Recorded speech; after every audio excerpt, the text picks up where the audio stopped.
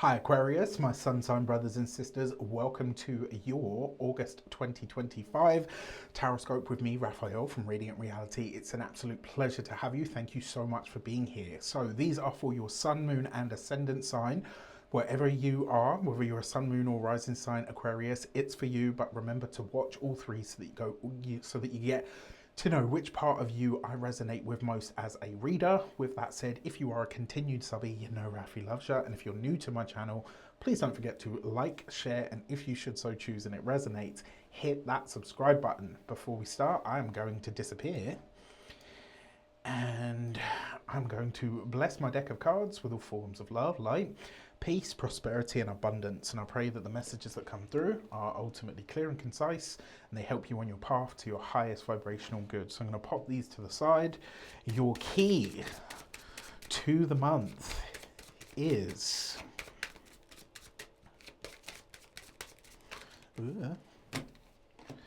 the Strength card, right? So one of the ways that this card often shows up is the physical body, right? And so and I don't know if you ever remember Kelly Rosano, she always used to say that the body is the messenger.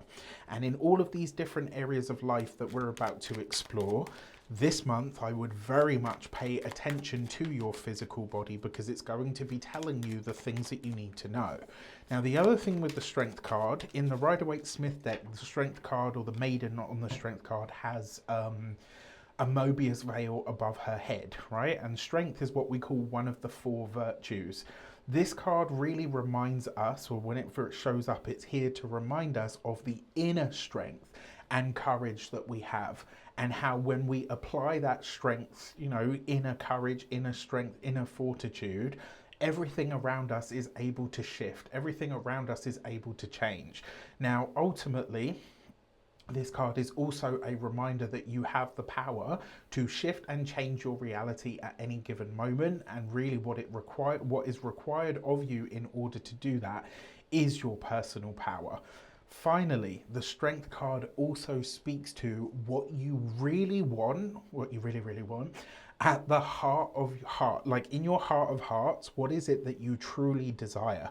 And do you have the strength and the courage to pursue it to to the ignorance of all else? That's really what's coming through. Now, in terms of your actions and options, you've got the 10 of Cups. You have a goal, my dear Aquarius, right? Whether this goal is something to do with your home, your property, your living situation, you have something that at your heart of hearts, what you truly desire is a feeling of safety and security, is a feeling of being able to really be solid and to really be present.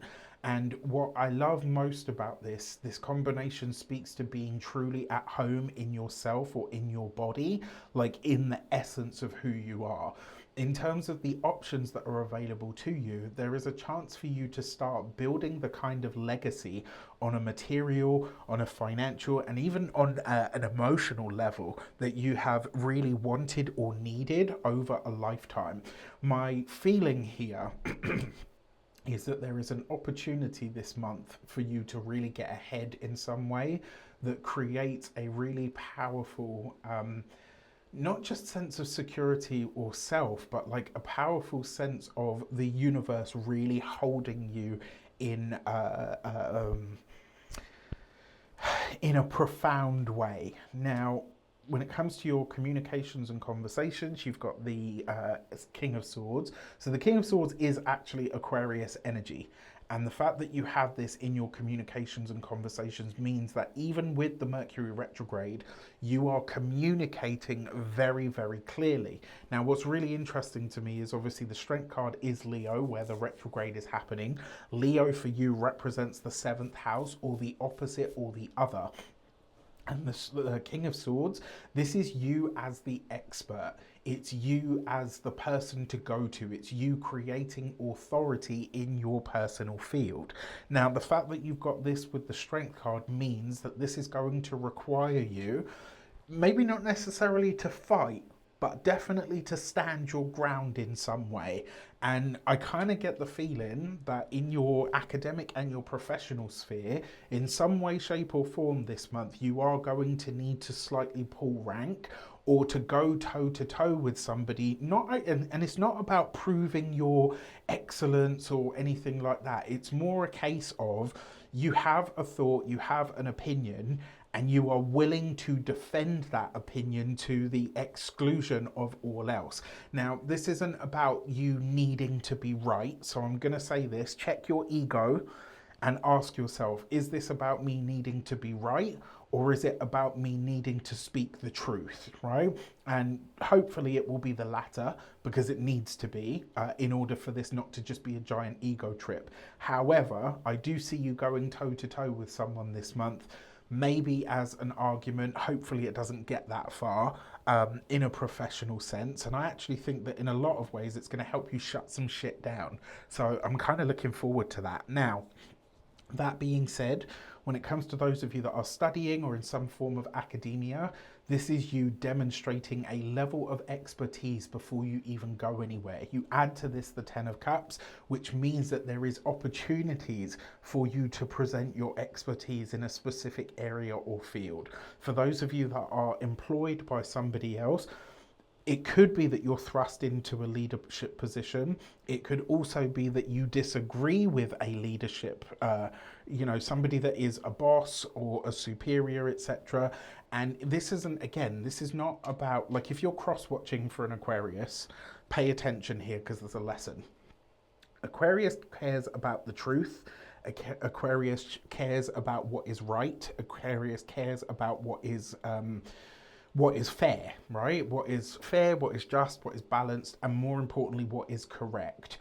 Your boss or your authority figure may challenge you with something this month, and you're kind of taking the stance of, okay, this isn't about the fact that you're my boss or that you're telling me what to do. It's about the fact that you're wrong.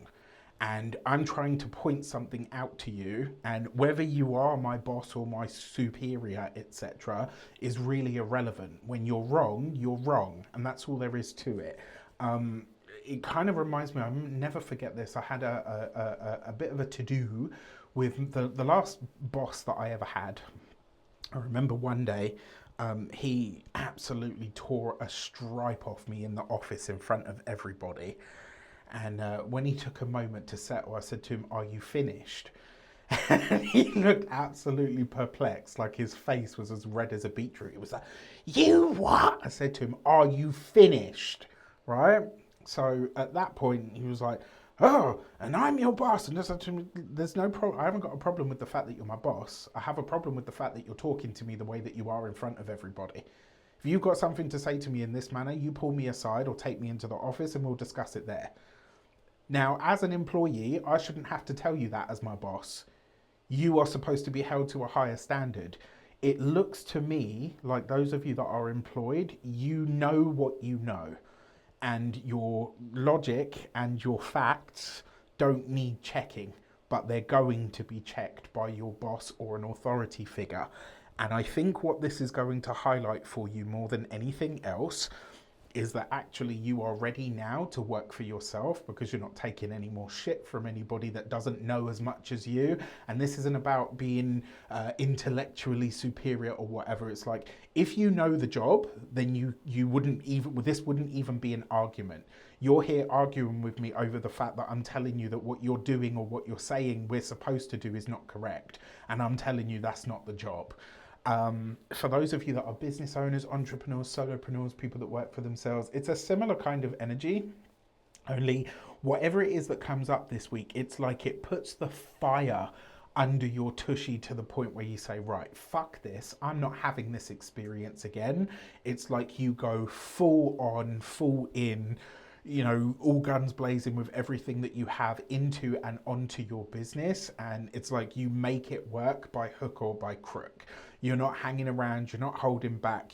I'm kind of really excited about this, but also like a little bit apprehensive, because I'm like, okay, that's great, but I know what it takes for me to get to that level, which means that something is about to really piss the Aquarius people off to the point where they kind of get like, When Aquarius goes quiet, that's when you need to worry.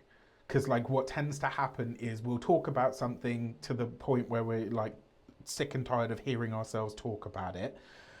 And then after that, we're like, okay, I'm done with it, and I process and I'm done. But once that Aquarius person goes quiet, you're fucked, right? Because at that point, they're playing chess in their mind, and Aquarius lives in the future. So from the time they go quiet, understand that you have a problem. Understand that you have a very real problem because they're playing chess with you, and by the time they're finished, I can promise you, only one person's going to be talking checkmate. That being said, whatever it is, I'm sure we will navigate it with grace and with poise. Right? And we'll find a way past, over, and through. For those of you that are retired and no longer working for any reason, this actually looks like some level of body mastery. So I don't know whether this is Tai Chi, whether it's yoga, Pilates. There's something that for those of you that are retired, it's like you're dedicating your time to something to do with your physical body, like a routine or a practice. And it's like whatever you are doing with that, it's allowing or enable you to really build that mind-body connection. For those, in fact, for all Aquarians, I would probably say this is a good thing to do. For your love and relations, you've got the World card. If you are single, yeah, I wouldn't be surprised if you're reconnecting with somebody this month. Remember, Mercury retrograde in the 7th house of relationships. This could be someone from your past. It could be a lot of fun.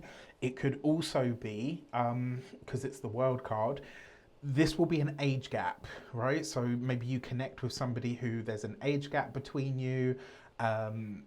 You know, maybe you run into them in a place where you're like, what are the odds of me running into you in this place, right? There could be something really quite shocking about that, so be mindful of it. But if you're single, yeah, there's definitely an age gap kind of energy going on there, which is interesting.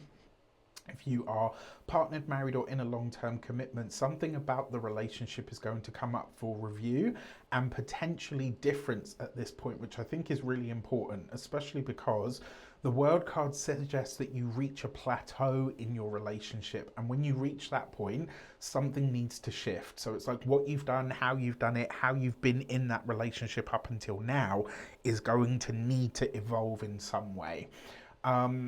Before we get into it, your money and materials, I have a webinar, Tarot for spell work, spiritual work, and magic. This is going to show you how to turn your tarot deck into a magic wand for manifesting. All right, so if you want to get on that, there's a link in the description box below. It would be lovely to have you there. It's going to be about, I say about 90 minutes, but we know how much I can talk, so probably a lot longer than that. Also, if you're not on my mailing list, you are not getting my weekly emails. Monday, Wednesday, and Friday, I send out a weekly email. There are juicy discounts. I talk about the astrology, so many things that I don't talk about on any of my other platforms. So if you would like to be a part of that, again, there's a link in the description box below. Now, finally, for your money and materials, you have the Two of Wands. You better bring this money. I love it, right? Two of Wands is a great money card, as is the Ten of Cups. You are flanked by great money cards. You've got the Two of Wands here. This with the Strength card is about you taking command of your financial situation this month, but in a really powerful, profound way. There's also you connecting to and interacting with people that are what we would call movers and shakers, that are going to help you create more financial freedom and or abundance for yourself. And it looks like there's potentially a contract on the table of some sort that could be really lucrative for you, but it is going to require some serious negotiation. When it comes to your physical health and vitality, this is your face and your, I would say, like your entire posterior chain up to and including your neck and your skull. I know that sounds really odd, but this month, I would, especially with the message that came through for those of you that are retired, this month I would really work on your flexibility, your mobility, and also the functionality of your skeletal system. When it comes to your home and environment, the Two of Wands sees you really looking at what else is possible And again, it's quite possible here that there's some kind of either spontaneous travel or opportunity for travel that arises in a way that you really didn't expect, and potentially from a person that you don't expect as well. If you want to book a personal session with me, you can do so on the link in the description box below. And with that said, let me know in the comments how it shapes up. Take care, and I'll see you soon.